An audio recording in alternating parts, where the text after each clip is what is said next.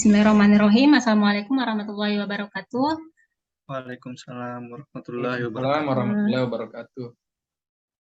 Pertama-tama mungkin saya ucapkan terima kasih banyak kepada Bapak-Bapak semua sudah meluangkan waktu untuk hari ini kita mengadakan diskusi, di mana salah satu topik diskusi kita hari ini yaitu materi di agenda 3 ya, kalau tidak salah, agenda 3 yaitu tentang Smart AS.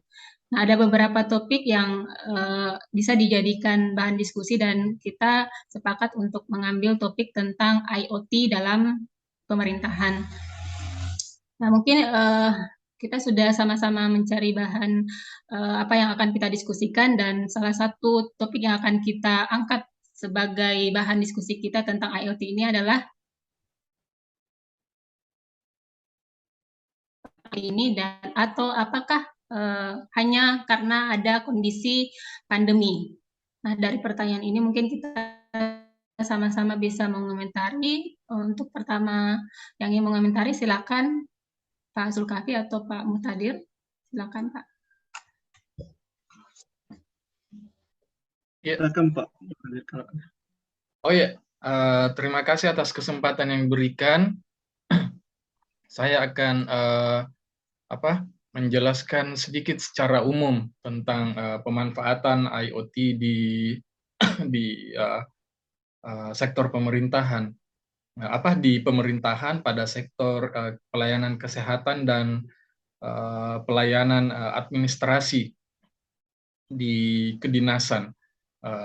Seperti yang kita ketahui bahwa IoT merupakan singkatan dari Internet of Things, yang dimana teknologi ini mampu mengintegrasikan semua sistem administrasi atau mampu mengontrol pelayanan, baik itu dalam bentuk menggerakkan mesin atau mengendalikan berbagai macam perangkat-perangkat keras seperti contohnya seperti kamera atau mesin-mesin lainnya, atau komputer ke komputer, atau misalnya contoh pada saat pembuatan KTP, masyarakat itu tidak perlu lagi jauh-jauh datang ke kantor dinas, tapi bisa dimanfaatkan melalui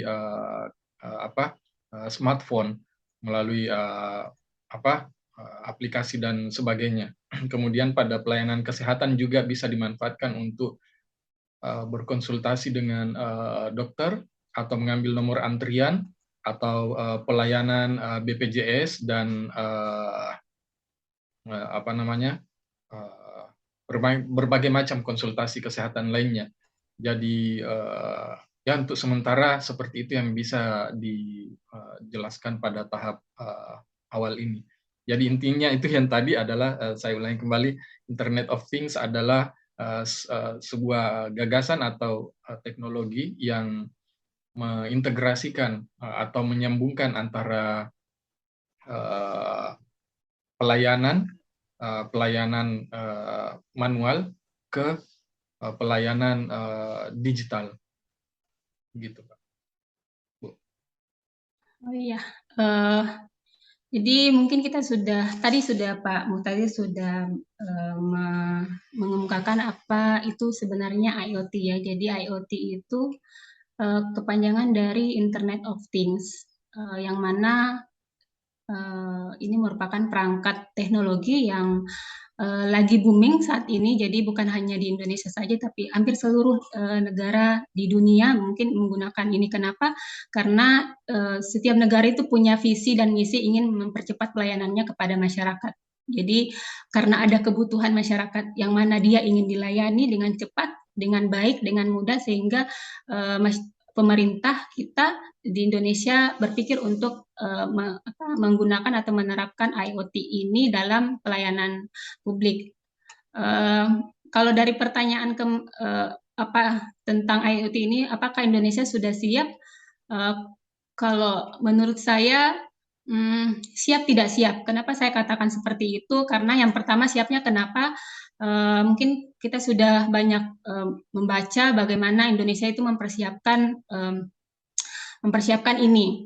mulai dari banyaknya kebijakan tentang penggunaan IoT, kemudian apalagi sekarang terlihat dengan mungkin segala aktivitas kita, keseharian kita, kita tidak terlepas dengan perangkat teknologi ini.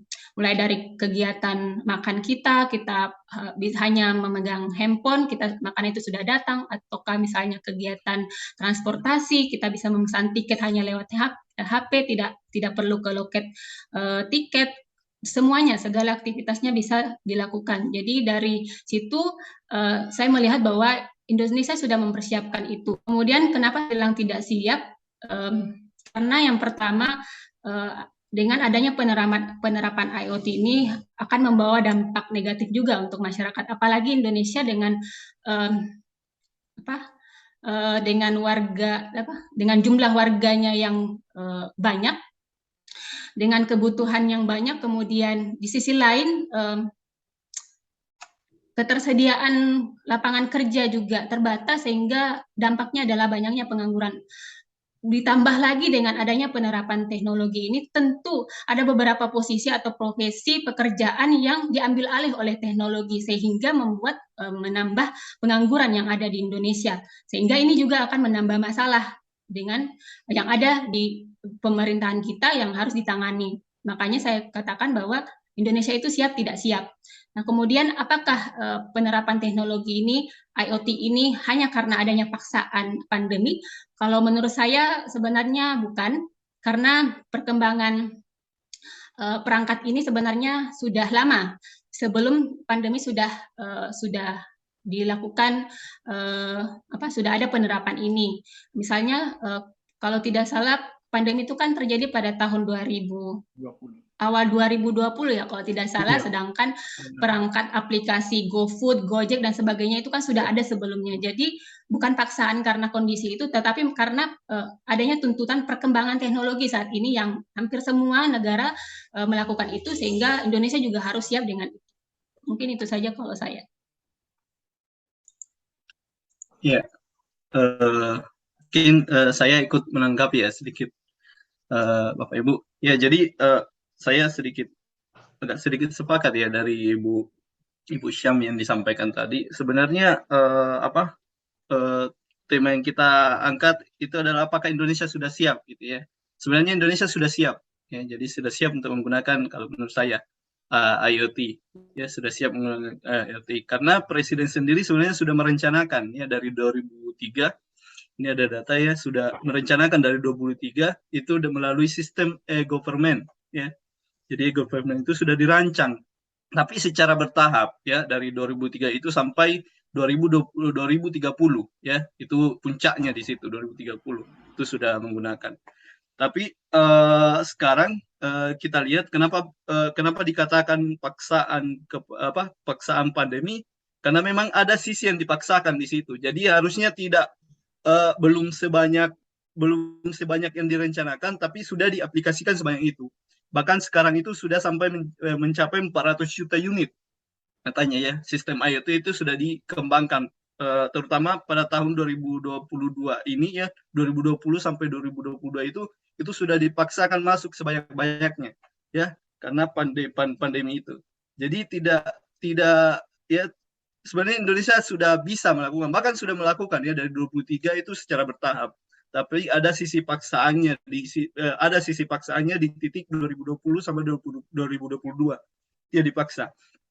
Kemudian menurut Dirjen Sumber Daya dan Perangkat Pos Informatika ya, mengungkapkan juga ada 3 hal isu yang diperhatikan di dalam situ ya pada saat penggunaan IoT yang disampaikan ya. Pertama itu adalah frekuensi. Jadi kan IoT ini menggunakan perangkat khusus yang bisa tersambung. Yang tadi sudah dijelaskan semuanya, itu harus ada perangkatnya. Sedangkan secara frekuensi di Indonesia ini belum tersebar merata, ya, belum tersebar merata. Jadi ada bagian-bagian, ada daerah-daerah yang masih jauh tertinggal, ya. Bahkan jaringannya yang ini kan IoT membutuhkan jaringan, disebutkan itu minimal menggunakan 4G, ya, 4G, 5G, ya. Sedangkan di beberapa daerah itu masih belum terjangkau itu. Jangkauan 5G ya, 4G saja itu masih sangat rendah, ya, terutama di Majene juga begitu. menurut saya. Majene itu masih banyak spot-spot yang belum di ini. Jadi sedangkan keadaan pandemi sekarang itu mengharuskan bekerja dari rumah, kerja dari rumah. Bagaimana nanti orang-orang gunung yang tidak ada jaringannya? Nah, maka dipaksakan juga, mau tidak mau harus menggunakan di situ. Yaitu, padahal mereka belum siap untuk masuk di sistem IoT menurut saya. Ya, belum siap mereka menerima sistem IoT di daerah-daerah yang belum mumpuni jaringannya. Ya, sehingga kalau saya sendiri, saya bisa katakan, yaitu Indonesia sudah bisa di beberapa daerah untuk mengaplikasikan IoT, tapi di sisi lain ada daerah-daerah yang dipaksakan karena adanya pandemi ini. Ya, kalau mengenai keunggulan IoT sendiri, ya sangat bermanfaat itu ya, sangat bermanfaat. Ada contohnya tadi sudah dijelaskan beberapa oleh Pak Mutadir ya, sudah ada yang contohnya baik di penggunaan keamanan itu ya, lalu lintas itu semua di keamanan lingkungan dan lahan itu sudah di ini, contohnya kebakaran hutan itu bisa dicegah dengan sistem IoT ini. Tapi ada hal-hal posisi-posisi daerah yang tidak masih belum siap itu ya, masih belum siap untuk menerima IoT ini. Mungkin itu dari saya, Bapak Ibu. Terima kasih. Oke, Pak. Baik, Pak. Jadi memang betul ini layanannya memang sangat sangat mahal memang, membutuhkan anggaran yang sangat besar dari sisi infrastruktur. Untuk membangun jaringan 4G ke 5G itu kan, atau dari 3G ke 4G itu kan membutuhkan teknologi yang cukup besar dan harus membuat contoh tower-tower yang baru atau diremajakan. Jadi peralihan jaringan itu memang cukup berat bagi pemerintah. Nah, kemudian saat ini memang kan saya pikir bulan lalu itu per tanggal 23 itu Indonesia secara keseluruhan sudah beralih ke jaringan 4G karena memang salah satu program pemerintah itu adalah memperluas konsep bekerja melalui teknologi dengan menggunakan teknologi IoT ini. Dalam pada Kementerian Pertanian itu pun sudah diterapkan di lapangan. Contohnya misalnya pada penerapan pemantauan lahan, pemantauan cuaca dengan evaluasi atau pemantauan kualitas tanah dan air. Jadi itu bisa menggunakan perangkat keras, kemudian didukung dengan teknologi-teknologi IoT. Jadi itu mungkin salah satunya. Jadi yang terpenting itu tadi memang dari sisi infrastruktur. Kemudian dari sisi pemaksaan memang jaringan teknologi IoT ini memang sudah diterapkan cukup lama, salah satunya pada aplikasi-aplikasi startup teknologi itu seperti Gojek atau Tokopedia atau Bukalapak dan lain sebagainya itu sudah menerapkan. Tapi di kalangan pemerintah ini masih cukup terbilang baru ya. Mungkin kita semua tahu kendalanya ada di mana. Salah satunya adalah ketersediaan dana dari pihak pemerintah itu sendiri, kemudian partisipasi antar lembaga, karena kan seperti kita ketahui IoT ini kan membutuhkan bukan hanya satu lembaga saja yang mampu bekerja, yang bisa bekerja, tapi contoh pada pelayanan pelayanan ekspor misalnya, pelayanan ekspor itu kan membutuhkan beberapa stakeholder untuk menjalankan aktivitas tersebut, seperti misalnya Pelindo berintegrasi dengan Bea Cukai, berintegrasi dengan Balai Karantina Pertanian, kemudian Direktorat Jenderal Pajak, kemudian lembaga-lembaga swasta lainnya untuk menelusuri aktivitas aktivitas ekspor itu sendiri. Jadi ya saya pikir seperti itu. Kalau kendala-kendalanya memang kita di infrastruktur. Oh ya, saya lupa tadi itu yang pemaksaan. Yang kondisi COVID ini memaksa semua sektor untuk bekerja keras. Nah, salah satunya itu adalah pada saat kita tidak bisa berbuat apa-apa atau tidak bisa beraktivitas di luar, maka satu-satunya cara adalah menggunakan teknologi IoT ini supaya semuanya bisa tetap berjalan. Memang konsekuensinya adalah seperti tadi yang Ibu Samidarni, Ibu Sami ini apa? Saya jadi lupa apa?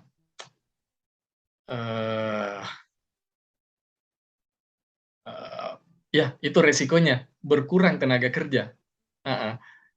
Yang pertama berkurang tenaga kerja, pendapatan juga pendapatan negara juga berkurang karena semuanya dialihkan ke COVID. Salah satu prioritasnya itu adalah pemanfaatan teknologi ini, dan saya pikir itu pekerjaan yang sangat berat.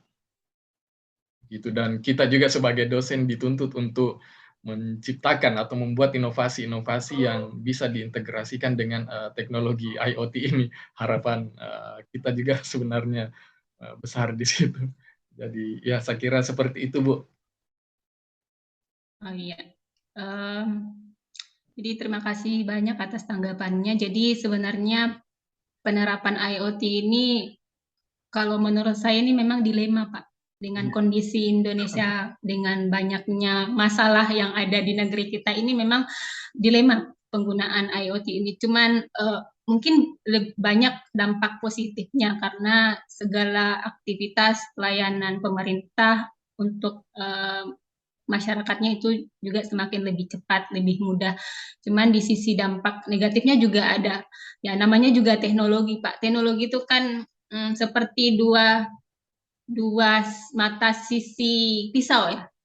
Jadi ada dampak positifnya, ada dampak negatifnya. Nah, mungkin dampak negatifnya inilah yang mungkin saat ini yang menjadi PR kita bersama, bagaimana caranya teknologi ini kita gunakan memang sesuai dengan fungsinya, yaitu sebagai alat bantu, bukan menggantikan peran manusia, tetapi membantu peran manusia. Jadi sama tadi bahwa akan ada banyak, kalau tidak salah tahun 2025 kalau tidak salah akan banyak profesi yang digantikan oleh robot nantinya. Nah, buat saya ini adalah salah satu dampak negatifnya karena akan banyak bertambah lagi pengangguran. Yang menjadi PR kita bagaimana caranya supaya